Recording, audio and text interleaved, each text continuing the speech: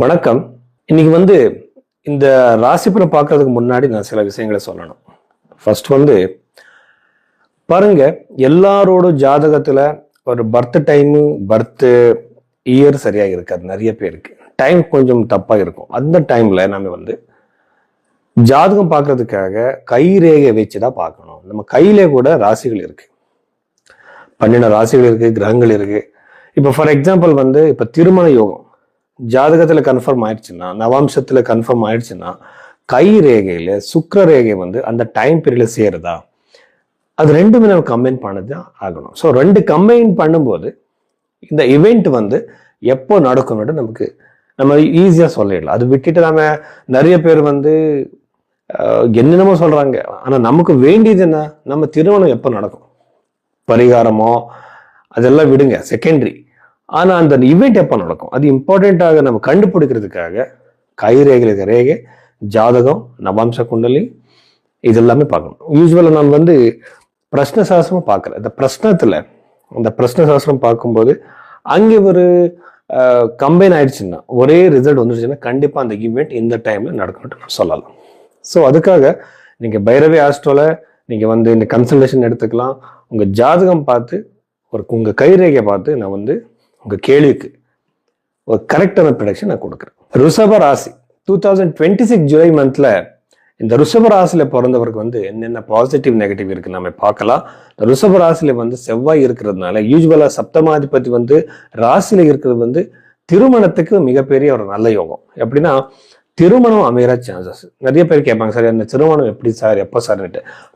நான் எப்படின்னா உங்க கை ரேகை ஃபர்ஸ்ட் பாக்குறேன், அதுக்கப்புறம் உங்க ஜாதகம் பாக்குறேன், சுக்கிர ரேகை எப்படி இருக்கு, அதுக்கப்புறம் பெண்களா இருந்தா செவ்வாய் நான் பாக்குறேன், ஆண்களா இருந்தா அது சுக்கிரனை பாக்குறேன். அப்படி பார்க்கும்போது நம்ம அந்த டைமிங் ஈஸியா சொல்லலாம் திருமணம் எப்ப நடக்கும். ஆனா செவ்வாய் அங்க இருக்கிறது இந்த ராசியில ரிஷப ராசியில பிறந்திருக்கிற பெண்களுக்கு திருமணம் அமைகிற யோகம் அதிகமா இருக்கு. நிறைய பேருக்கு அஷ்டம பாவத்தை இதை பார்க்கும்போது யூஸ்வலா பூர்வீக சொத்து கிடைக்கிற சான்சஸ், சில பேருக்கு பூர்வீக சொத்தோட பிரச்சனை இருக்கும் கோர்ட்ல எல்லாமே, அது சால்வ் ஆகிற சான்சஸ் அதிகமா இருக்கு. செவ்வாய் சதுர்த்த பாவத்தை பார்க்கும். அப்படி பார்க்கும்போது இது 100% எங்களுக்கு வீடு கட்டுறதுக்கோ இல்ல ப்ராப்பர்ட்டி வாங்குறதுக்கோ சைட் வாங்குறதுக்கோ பிளாட் வாங்குறதுக்கோ இது ரொம்ப நல்ல டைம். கண்டிப்பா உங்களுக்கு அமைகிற சான்சஸ் இருக்கு, ப்ராப்பர்ட்டி கிடைக்கிற சான்சஸ் இருக்கு. ஆனா வீட்டுல சதுர்த்த பாவத்தில் கேது, குஜவத் கேதுன்னு சொல்லுவாங்க. எப்படின்னா அந்த கேது கிரகம் செவ்வாய் மாதிரி பிஹேவ் பண்ணும். அப்படி இருக்கும்போது கண்டிப்பா உங்களுக்கு வீட்டிலேயே நிறைய பிரச்சனை, நிறைய சண்டைகள் நடக்கலாம்.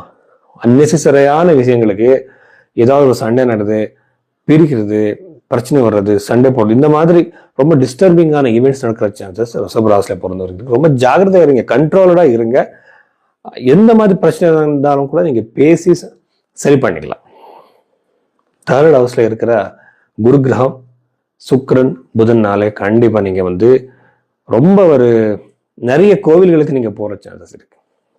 இத்தனை நாள் நீங்களுக்கு அந்த கோவிலுக்கு போறதோ, அந்த பூஜை எல்லாம் பண்றதோ, அந்த பூஜையில இன்வால்வ் ஆகுறதுக்கு உங்களுக்கு டைம் கிடைக்கல.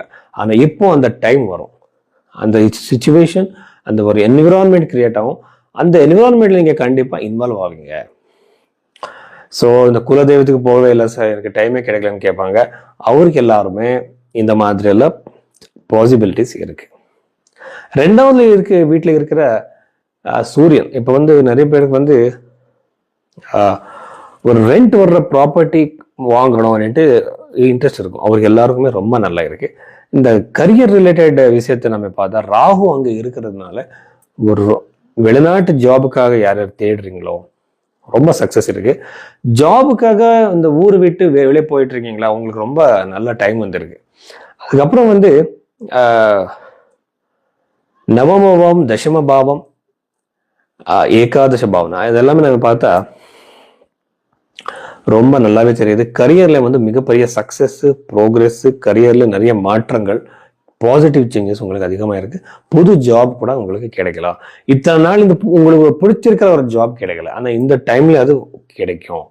அதனால அதுக்கப்புறம் இந்த ராசியில பிறந்தவங்க அவரோட இடம், வேலை செய்யற இடமோ என்னமோ ஒரு பிளேஸ் சேஞ்ச் ஆகிற அதிகமான சேஞ்சஸ் இருக்கு. யாருக்கு? ரிஷபராசியில பிறந்தவருக்கு. ஸோ இவ்வளவு விஷயங்களை ரிஷபராசியில பிறந்தவருக்கு